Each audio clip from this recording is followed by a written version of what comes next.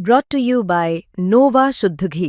जब जब खाए दिल खुश हो जाए, सदियों का नोवा शुद्ध देसी घी, सपना स्वस्थ भारत का।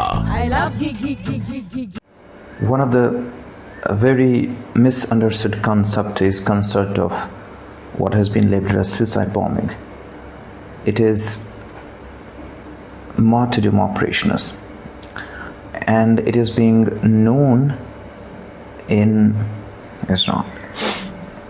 There are multiple contraindications, but there are multiple arguments that have been brought against it. Martyrdom operations. When a person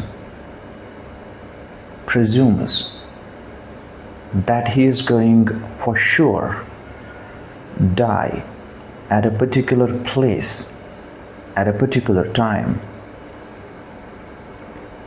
he goes against the presumption that a particular is going to die in a particular situation. It's not, we don't have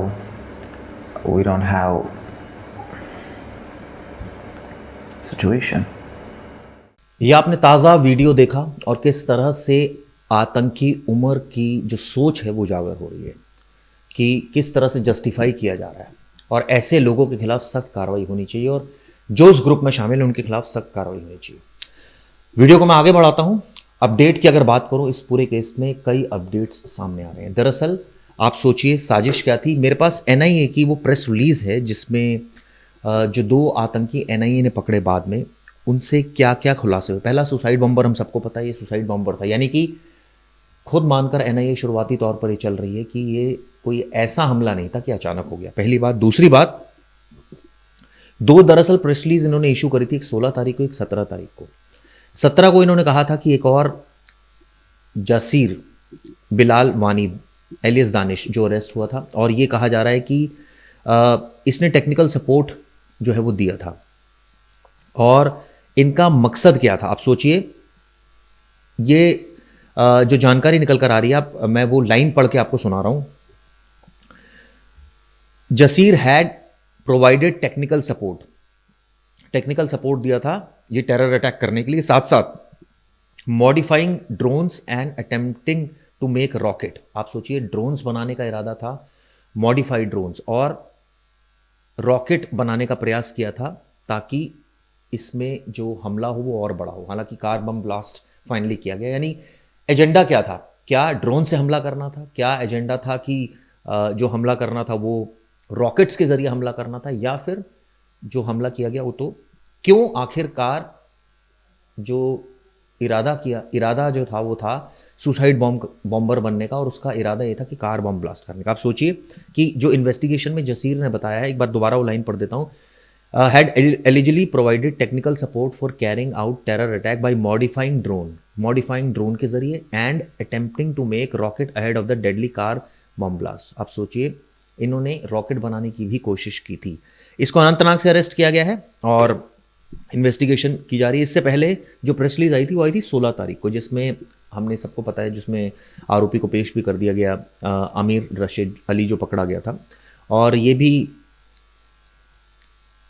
इसने भी एक तरह से कहा जाए अपनी गाड़ी दी थी, इस तरह की जानकारी निकलकर सामने आ रही है। और ये भी साफ हुआ है कि ये पामपोरा का रहने वाला है और इसने दरअसल पूरी तरह से ये शामिल था, इस तरह की जानकारी निकलकर सामने आ रही है। सवाल ये उठता है कि जो अब वीडियो सामने है इसने हैरान कर दिया है और परेशान कर दिया, और ये भी खुलासा हो गया है कि किस तरह से आतंकियों की मंसूबे है। ईडी की कार्रवाई चल रही है। ईडी ने जो अल फलाह यूनिवर्सिटी वहाँ पर छापा मारा है और अब ट्रेल चेक की जा रही है। एक यूनिवर्सिटी जिसमें इतने वक्त से सब कुछ चल रहा था और किसी को भनक नहीं लगी, अब चलिए देर आए दुरुस्त है। अब एजेंसीज जो है लगातार उस पर निशाना साध रही है और लगातार एक्शन के मोड में है। अब आप बता देता हूँ आपको, जांच एजेंसियों के मुताबिक ये साजिश सिर्फ एक कार बम तक सीमित नहीं थी, यानी कि हम शुरुआत में देख रहे थे।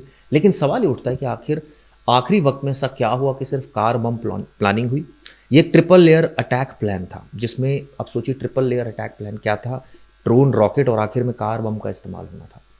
ड्रोन का भी इस्तेमाल, मॉडिफाइड ड्रोन्स का इस्तेमाल होना था, इसके अलावा रॉकेट की बनाने की कोशिश थी। लेकिन अब उमर और जासीर महीनों से ये हथियार बनाने पर काम कर रहे थे दोनों, और जासिर बिलाल तकनीकी काम की जानकारी रखता है, जिसको पकड़ा गया है वो ड्रोन के इलेक्ट्रॉनिक हिस्से, आप सोचिए, मोटर और लोड कैपेसिटी बदलकर एक ऐसा सेटअप तैयार कर रहा था कि उस पर एक विस्फोटक फिट किया जा सके। आप सोचिए, मतलब मॉडिफाइड ड्रोन बना रहे हो, उसमें रॉकेट फिक्स किया जा सके। ये करना क्या चाह रहे थे और किस तरह से अटैक का प्लान था? क्या 26 जनवरी टारगेट था? क्या टारगेट सीरियल बम धमाके थे?